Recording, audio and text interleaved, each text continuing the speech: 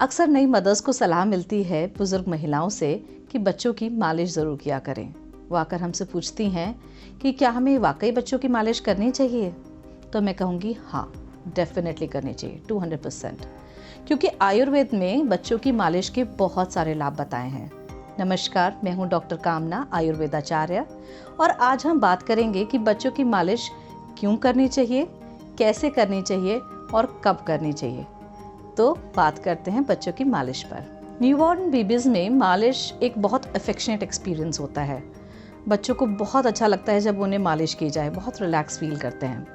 और जब बच्चों की मालिश की जाती है तो पेरेंट्स यानी मदर या फादर या ग्रैंड पेरेंट्स जो भी बच्चे की मालिश करता है, वो आपस में बच्चे के साथ एक बॉन्ड भी डेवलप होता है। तब बात करते हैं कि बच्चों की मालिश कैसे की जानी चाहिए।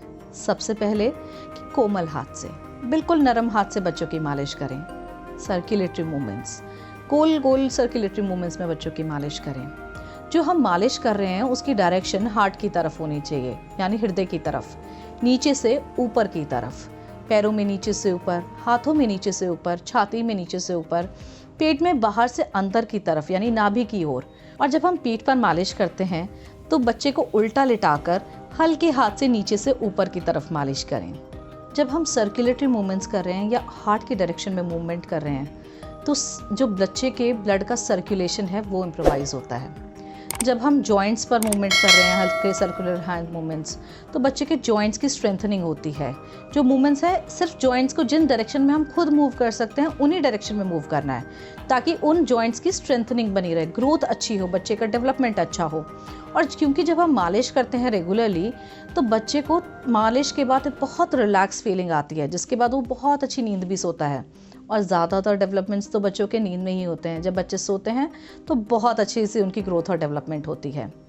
और क्योंकि जो पहले 5 साल हैं वो बच्चों के लिए कॉग्निटिव ग्रोथ और डेवलपमेंट के बेस्ट ईयर्स होते हैं, तो इस ड्यूरिंग मालिश करने से न सिर्फ हम बच्चे को फिजिकल डेवलपमेंट अच्छा कर रहे हैं, बल्कि उनका कॉग्निटिव डेवलपमेंट भी बहुत अच्छा कर रहे हैं।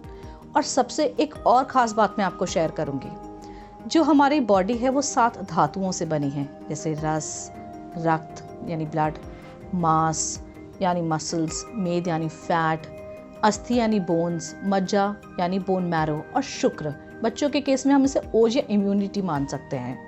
तो जब हम ये जो मूवमेंट्स कर रहे हैं, ये जो हम मसाज कर रहे हैं, ओवरऑल जो बच्चे का सर्कुलेशन इंप्रूव हो रहा है, तो एक धातु से दूसरी धातु बन रही है, दूसरी से तीसरी बन रही है, और ओवरऑल हम क्या अचीव कर रहे हैं, बच्चे की इम्यूनिटी। हम ओवरऑल बच्चे की इम्यूनिटी पे वर्क कर रहे हैं, ना सिर्फ बच्चे के फिजिकल डेवलपमेंट पे और मेंटल डेवलपमेंट पे, बट ओवरऑल इम्यूनिटी पर। कई बार मदर्स कंप्लेन करती हैं कि बच्चे कॉलिक या इंडाइजेशन के कारण रात को उठ जाते हैं, रोते हैं, परेशान करते हैं।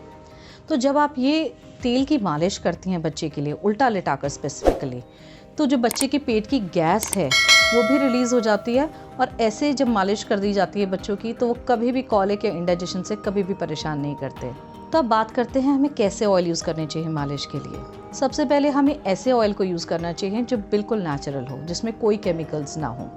हर्ब इन्फ्यूज्ड इसलिए क्योंकि जो बच्चे के पहले 5 साल होते हैं उसमें बच्चों का न्यूरोलॉजिकल और कॉग्निटिव डेवलपमेंट सबसे ज़्यादा होता है।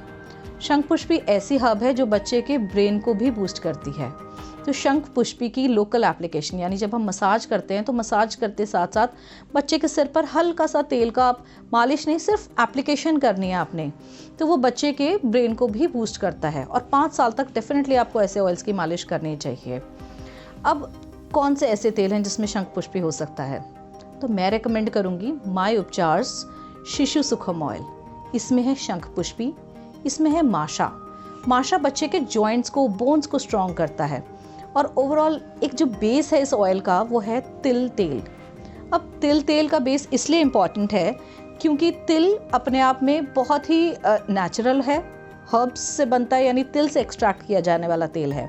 बहुत सारी बहनें मुझसे कहती हैं कि हम क्यों नहीं घी से मालिश करें, मैं तो गाय के घी से मालिश कर लेती हूँ, मैं तो भैंस के घी से मालिश कर लेती हूँ, वो तो घर का ही निकला होता है।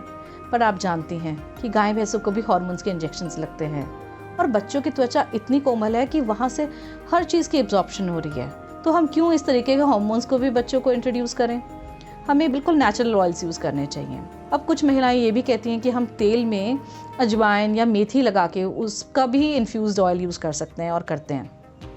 उसके लिए मेरी सलाह ये है कि जब आप ऐसे ऑयल्स यूज़ करते हैं जिनकी बहुत स्ट्रॉन्ग स्मेल्स होती हैं, तो क्योंकि बच्चों के सारे सेंसेस भी इस एज में डेवलप हो रहे हैं, तो बच्चों के नोज़ रिसेप्टर्स जो होते हैं उनको भी इम्पैक्ट करता है। तो क्यों ना हम एक सॉफ्ट ऐसे ऑयल्स जिनकी बिल्कुल नेचुरल स्मेल है, जो हर्ब इन्फ्यूज्ड हैं, जिसमें ऐसी हर्ब्स हैं जो बच्चे के ब्रेन को भी बूस्ट करेंगी, जो बच्चे की मसल ग्रोथ, जो बच्चे के जॉइंट्स को भी स्ट्रॉन्ग बनाती हैं, ऐसे ऑयल यूज़ करें। तो मैं डेफिनेटली रिकमेंड करूँगी माय उपचार्स शिशु सुखम ऑयल। और ये बात और शेयर करूँगी कि क्या हमें नहीं करना चाहिए।